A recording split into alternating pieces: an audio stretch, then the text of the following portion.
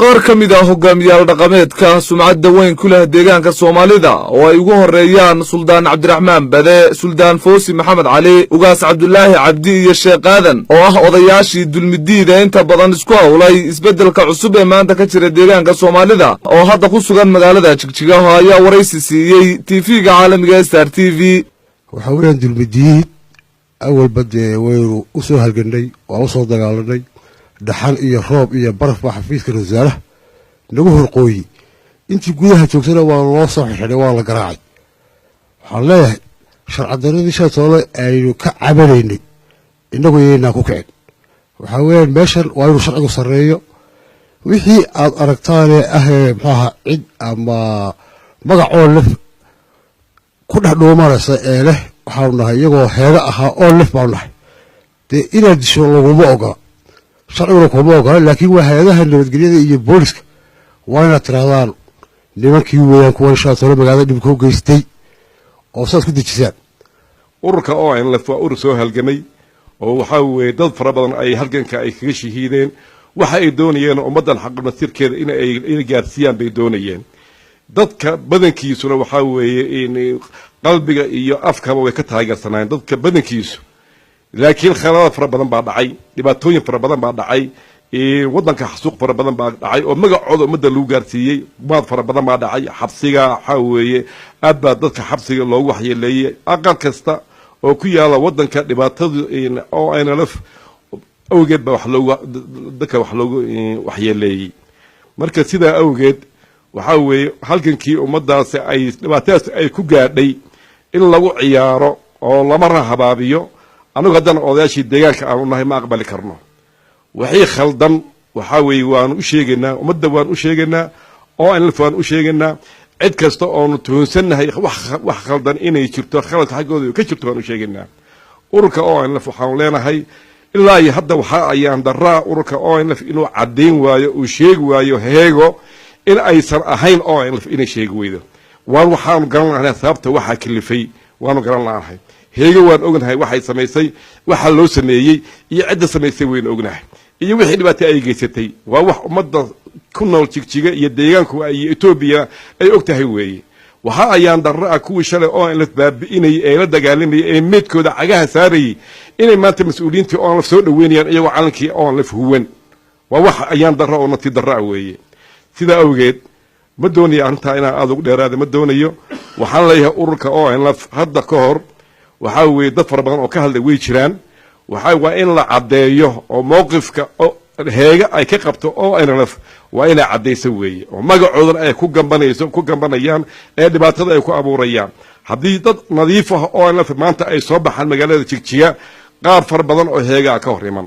haddii ay soo bixi waayaan qaar badan oo calankii oo lafta huwan oo heega sheeganaya ayaa soo bixi oo ururka oo laf kale kuwa heegada ah ay ku dhaxdhoomaraya waa inay si cad u cadeeyaan yiraahdaan kuwaas anaga ma ah laakiin ninka si nabadgelyo u jooga ee si nabadgelyo taageeraya cid u diidaysa ma jirto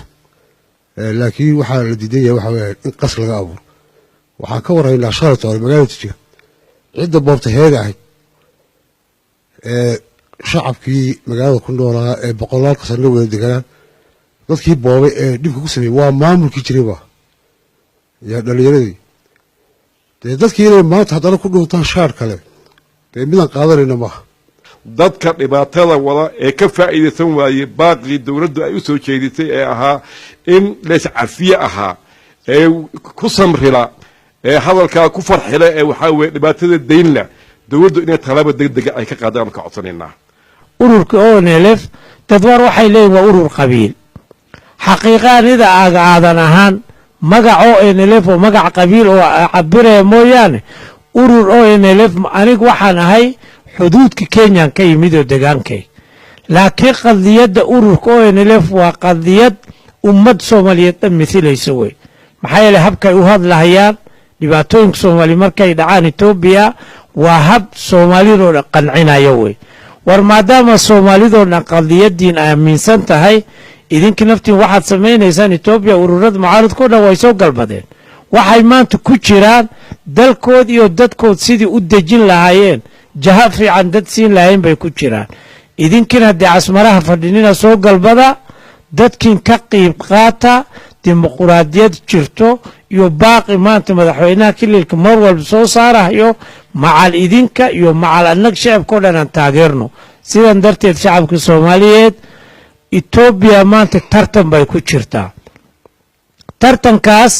qowmiyad qaarkood cirkaas ay tagi doonaan qowmiyad ka qaarkoodan hoos bay u dhacayaan yaan noqonin ummad Soomaaliyeed haddii aan nahay